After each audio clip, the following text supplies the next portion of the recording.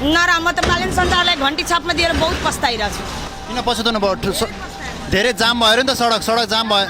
हामी जाँदा त काठमाडौँको पनि त बाटो जाम भइरहेछ, एक्सिडेन्ट भयो। त्यो पहिले गर्नुपर्छ नि, त्यहाँ मान्छे मरिरहेछ, यहाँ के जाम भइरहेछ?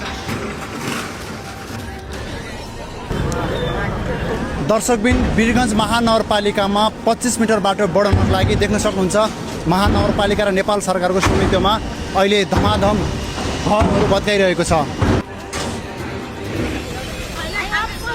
ड्राइपोर्ट छ, बाइपास रोड छ, अप्सन नपाओ 2 बजेतिर हिजो माइकिङ गर्ने, आज चाहिँ 6 बजेदेखि तपाईँ भत्काउनु सुरु गर्ने। 2 जना रोगी मान्छे छ, ओछ्यानमा दिशा पिसाब गर्ने भने कहाँ लिएर जाने आमालाई? अनि महानगरपालिकाले माइकिङ कति दिनदेखि अगाडि गर्यो? हिजो 2 बजे गरेको खाली गर्नलाई भनेर। योभन्दा अगाडि नि पत्र दिइरहेको थियो नि त। नि पत्र दिनु भनेको त्यो त भत्किन्छ, वार्ता भइरहेको। धेरै स्थानीयको गुनासो यो हो कि बालन सरकारले घर भत्काए तर बालन सरकारले मुआवजा दिएन। andre गरिबको बोल्दिने चमेली कोही छैन भन्नुहुन्थ्यो। अहिले उहाँ प्रधानमन्त्री भएपछि हाम्रो कुरा सुनेनन् भनेर यहाँको जनताले गुनासो पोखिरहनु भएको छ।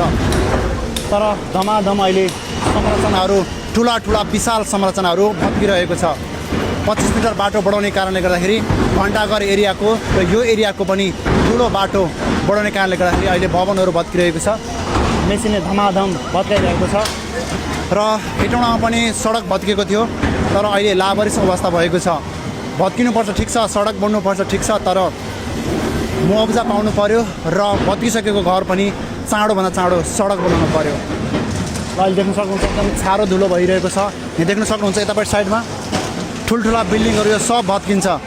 25 मिटर अहिले बाटो एकदम साँगुरो छ यहाँ, तर 25 मिटर बाटो बढाउनु पर्दाखेरि धेरै फराकिलो बाटो भत्किनेछ र वरिपरिका भवनहरू भत्किनेछ। यतापट्टि साइडमा धेरै दर्शकमानहरू, धेरै स्थानीय व्यक्तिहरू हेरेर बसिरहनु भएको छ।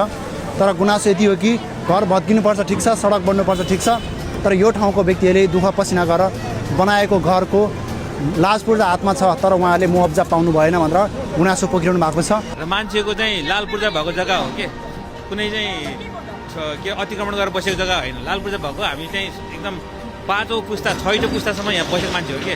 आज एक दिनको निर्णय ड्याङ भत्काइदिने यार, मान्छेको भावना बुझ्नु पर्दैन, सेन्टिमेन्ट बुझ्नु पर्दैन। कमसेकम छलफल, पीडितसँग छलफल गर्नु पऱ्यो नि। के कस्तो वास्तविकता बुझ्नु पर्यो नि यहाँ आएर, के हो वास्तविकता बुझ्नु परेन। त्यसै आएर भत्का ल डनगिरी भएन नि यो त। तपाईँलाई के लाग्छ, बालन सरकारले मुआवजा दिनुपर्छ कि पर्दैन त? कमेन्ट गर्नु होला।